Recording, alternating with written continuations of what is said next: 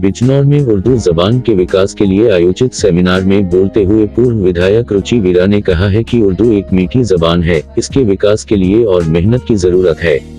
उन्होंने कहा कि उर्दू भाषा हमारे देश की ही जबान है, उर्दू और हिंदी आपस में बहनों की तरह है। उन्होंने कहा कि मैं वैश्य परिवार से हूं, लेकिन मेरे ससुर और अन्य बुजुर्ग रिश्तेदार पहले उर्दू में ही लिखा और पढ़ा करते थे, उनके द्वारा उर्दू में लिखे हुए दस्तावेज अभी भी मौजूद है। उर्दू के विकास के लिए ही लड़कियों का एक डिग्री कॉलेज उनके पूर्वजों ने ही बिजनौर में 1971 में शुरू किया था।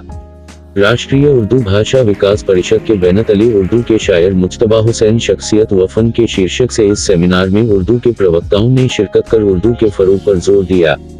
इस दौरान प्रवक्ताओं ने कहा कि मुज्तबा हुसैन ने अपनी शायरी के माध्यम से न सिर्फ उर्दू के फरोग पर बल दिया है, बल्कि मुल्क की गंगा जमनी तहजीब को भी बरकरार रखा है।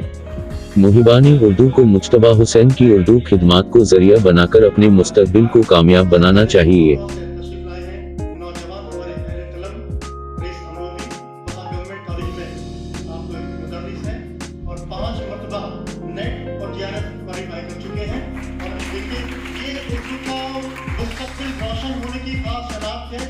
नौजवान कलम थाम कर उर्दू की बात करने के लिए कोशा है।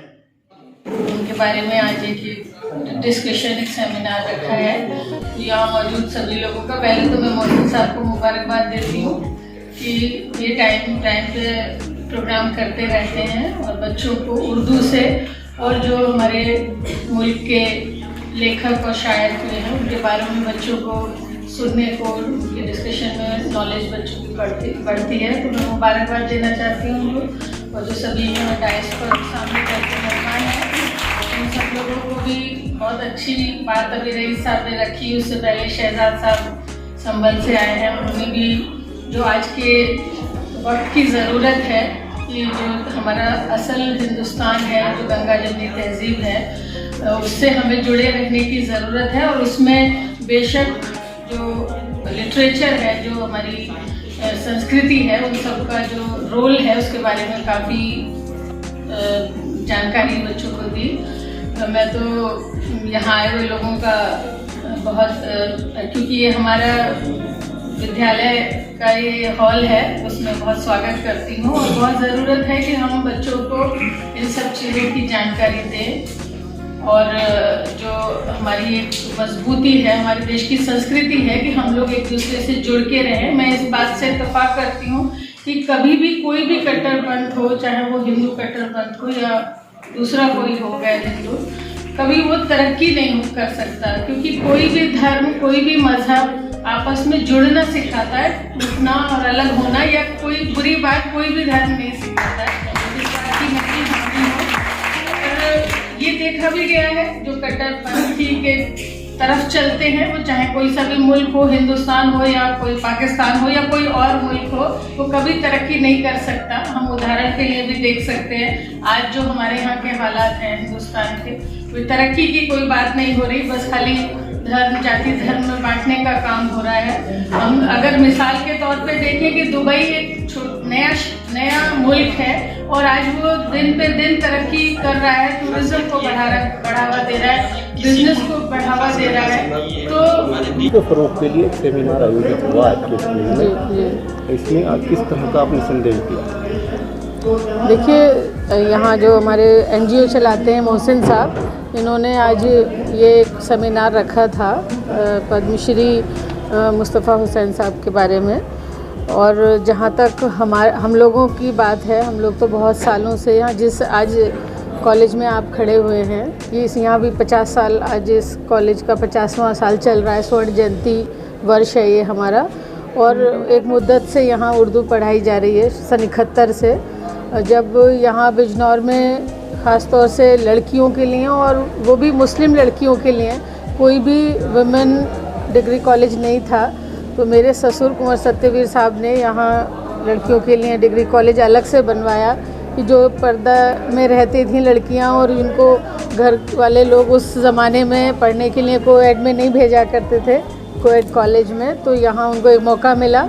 और मेरा ख़्याल तो ये है कि पता नहीं आज तक हज़ारों लड़कियों ने तालीम हासिल करी होगी और बहुत अच्छे मकाम पे वो पहुँची होंगी।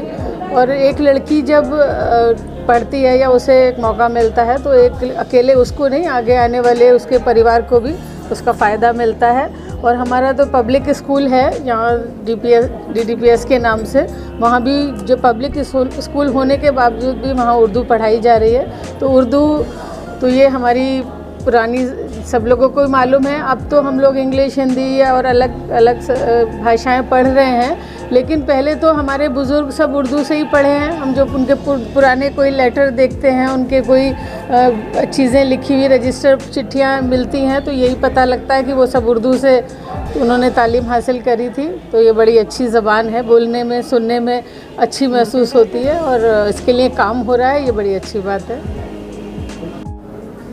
आज एक कार्यक्रम है आपकी जानिब से, आपके कन्वीनर है, इस कार्यक्रम के जरिए क्या संदेश देना चाहते हैं? ये मैं आपको बताना चाहता हूँ, मैं एक सोसाइटी चलाता हूँ, society for social welfare and development के नाम से, जो कि एक ऑल इंडिया लेवल ऑर्गेनाइजेशन है और जो यूपी, उत्तराखंड, दिल्ली में अपनी क्या कहते हैं सेवाएं दे रही है। हमारा जो NGO है वो NCPL के प्रोग्राम कराता है, national council for promotion of Urdu, राष्ट्रीय उर्दू भाषा विकास परिषद जिसे बोलते हैं। उसके सेमिनार पूरे इंडिया में 100-150 सेमिनार होते हैं और वो अलग अलग जिन्होंने उर्दू के लिए काम किया है, उर्दू की तरक्की के लिए जिन्होंने काम किया है, उर्दू की किताबें लिखी हैं, उर्दू के नॉवेल लिखे हैं, उर्दू में अपनी खिदमात दी हैं, उनकी शख्सियत के ऊपर NCPL सेमिनार कराता है। उसके लिए वो NGOs को हायर करता है, NGOs को ये प्रोग्राम देता है। इसी कड़ी में हमारी NGO को ये प्रोग्राम मुश्तबा हुसैन फ़न और शख्सियत के नाम से, शख्सियत और फ़न के नाम से मिला है, जो कि मुश्तबा हुसैन के बारे में लोगों को पता लगे, जो उर्दू पढ़ रहे हैं, जो उर्दू से MA कर रहे हैं, BA कर रहे हैं, जिनका उर्दू में काम कर रहे हैं, उनको मुश्तबा हुसैन का, जिनको अभी 5 मई 2020 को जिनका इंतकाल हुआ है, तो एक बहुत बड़ी शख्सियत थे उर्दू की।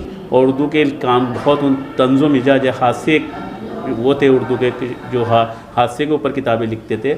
उसके हमारा मकसद ये है कि जी RBT महाविद्यालय में उर्दू MA उर्दू भी होता है और FB वो MA तक की उर्दू की पढ़ाई होती है। तो हमारा मकसद ये था कि यहाँ के उर्दू के जो बच्चे हैं उनको इस मुश्तबा हुसैन की शख्सियत के बारे में पता चले।